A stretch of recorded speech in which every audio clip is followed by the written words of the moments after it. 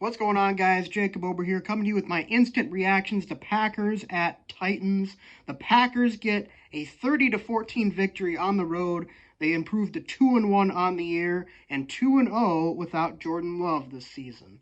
Um, these last two games, I mean, you really couldn't ask for anything better from the Packers without Jordan Love. I mean, to even win one of these games, let alone both of them, in rather convincing fashion. Like the Colts game was close, but it really wasn't that close. The Packers were clearly the better team.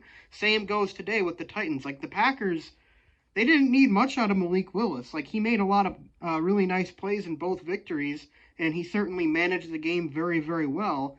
But I mean, this Packers team, it's been a long, long time since I can remember them being good enough to win games like consistently, like going into a game expecting, oh yeah, we should win this game even without our starting quarterback. That's not something I can really remember as a Packers fan. That's like, you got to go to at least back to Matt Flynn, maybe even further for something like that. But I mean, the way they played, and especially today, the defense. They were giving up some chunk plays here and there, but at the same time, they forced three turnovers. Jair had the pick six. Xavier McKinney had the game sealing pick. And Kingsley Enagbare had a strip sack fumble with the Titans driving in Green Bay's territory. And that play was really, really big because the Titans were driving. And Enagbare laid the hit on Levis, and the ball came free, and Lucas Van Ness picked it up. And if the Titans score on that drive, it was 27-14. It could have been 27-21, a one-score game, and then all of a sudden you're talking about a different game. But the timely turnovers for this defense have been so big this season. It's really, really exciting to see. I mean, like, I cannot remember a Packers defense that has been this good at forcing turnovers since at least the 2011 team. They kind of remind me a little bit of that defense, and that might not necessarily be the best thing because that defense gave up a lot of yards, but they forced a lot of turnovers, and this defense is forcing a lot of turnovers. So, yeah, I could not be more happy with the effort today. The 8 sacks, first time since 2005, the broadcast mentioned. That's incredible. The second half, especially that pass rush, they were in there every single play against Levis. And Jeff Hafley really turned it up with the aggressiveness. They were blitzing a lot in the second half, and I love that. Joe Barry would never, ever blitz when he had a lead, and he rarely blitzed regardless. I love the aggressiveness from Jeff Hafley. I really love the defensive play calling. I think he's been a much bigger improvement than Joe Barry from his last year here to Jeff Hafley's first year here through the first 3 games. A lot of time for that to go wrong, of course, but it's been night and day, the difference. I mean, this is an aggressive defense. They're flying around. They're creating turnovers. They're getting pressure. They're, they're blitzing on third downs. They're taking advantage of matchups. It's awesome to see. It's so awesome. I've waited so long for a defense that actually created their own opportunities and took advantage of situations that are in their favor instead of just, sitting back in a soft zone all game. Jeff Hafley knew where to be aggressive in this game, and he took those chances. And speaking of play calling, Matt LaFleur, absolutely incredible game called today. I mean, he was deep in his bag of tricks. There was a play, the last touchdown the Packers scored, I think it was in the third quarter.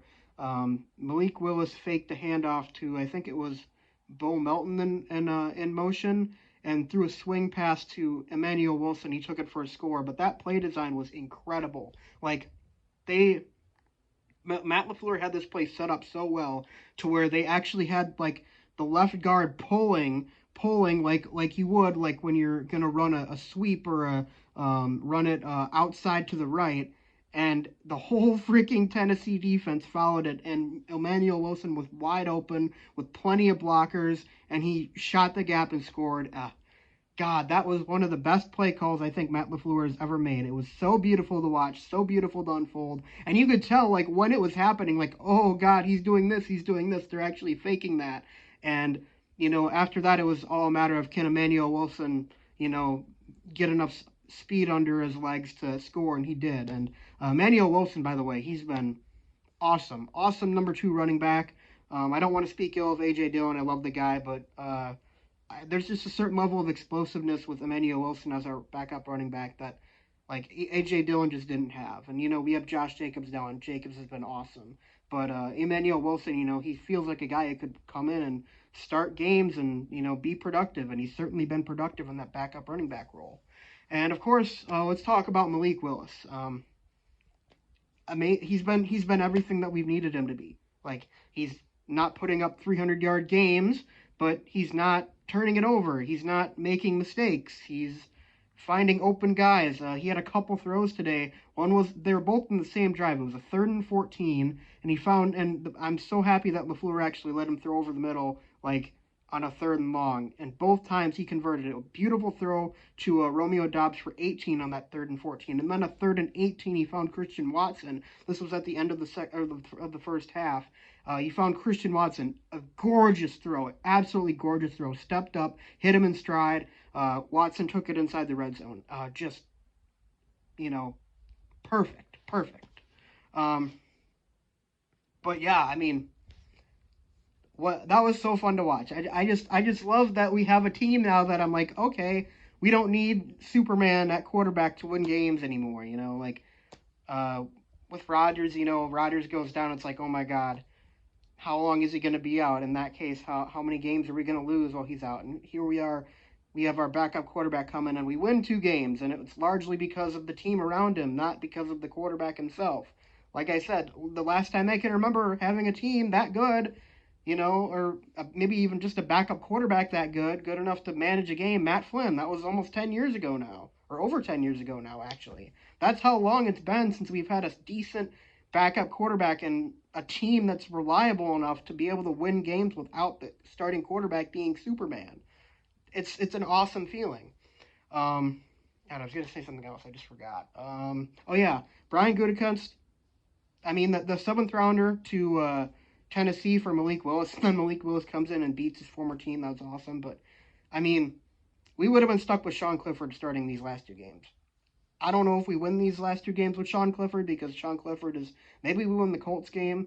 Or maybe we win both. I don't know. The Packers played really well as a team. But still, can you imagine Sean Clifford starting these last 2 games? Like, I would not have trusted it. I would not have trusted it at all. But, I mean, hey, you have to give credit to Brian Gutekunst for stepping in and trading a pick, a 7th rounder from Malik Willis at the last second, and getting a guy who's been one of the better backup quarterbacks I can remember in Packers history, coming in and winning us 2 games without Love. So, anyways, guys, well, that's all I got to say in this video. Hopefully Jordan Love will be back next week, and we can be talking about a potential division matchup for the lead with the division lead on the line next week. I think the Vikings are winning, so it's going to be the 3-0 Vikings, which is kind of crazy. I didn't think they were going to...